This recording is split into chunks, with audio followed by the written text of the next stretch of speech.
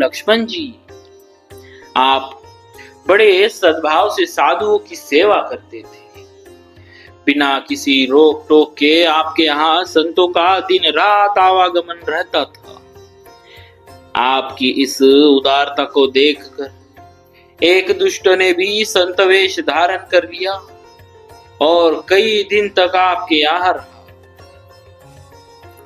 आप उसकी भी सेवा करते रहे, क्योंकि आप वेशनिष्ठ संत थे, क्योंकि आप वेशनिष्ठ संत थे।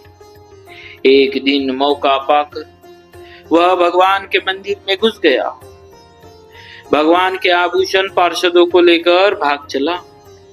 यह देखकर भगवान ने एक सिपाही का रूप धारण कर उसे जा पकड़ा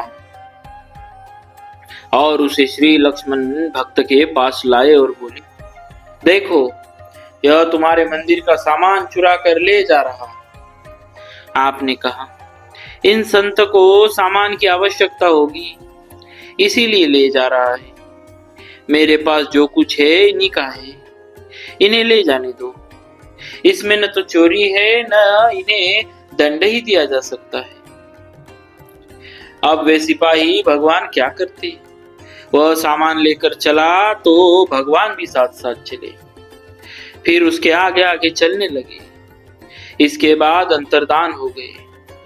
इधर उधर बहुत निगाह दौड़ाने पर भी नहीं थे। इस तरह कभी प्रकट कभी अप्रकट होते देखकर उसे भय हुआ।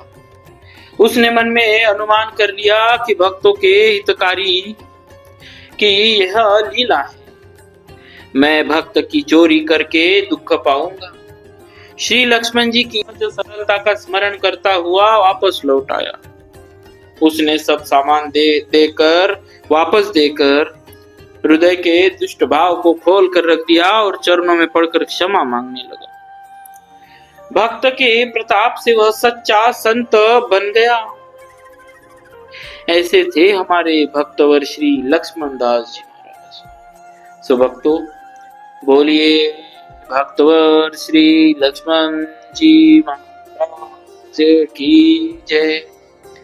भक्तवत्सल भगवान की जय। श्री गोपाल जी। जोबनेर ग्रामवासी भक्त श्री गोपाल जी ने भगवान से बढ़कर भक्तों को इष्ट मानने की, सेवा करने की प्रतिज्ञा की थी और उसका पालन भी किया। आपके कुल में एक सज्जन काका जी विरक्त वैष्णव हो गए थे। उन्होंने संतों के मुख से इनकी निष्ठा की प्रशंसा सुनी कि भक्तों को इष्ट देव मानते हैं। तब काका जी श्री गोपाल भक्त की परीक्षा लेने के विचार से उनके द्वार पर आए। इन्हें आया देखकर श्री गोपाल भक्त जी ने झट आकर सप्रेम साष्टांग दंडवत प्रणाम किया कि भगवान, आप निज घर में पधारिए, अपने निज घर में पधारिए।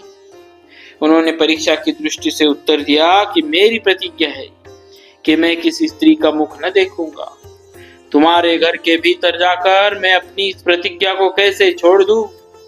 तब गोपाल जी ने कहा, आप अपनी प्रतिज्ञा न छोड़िए।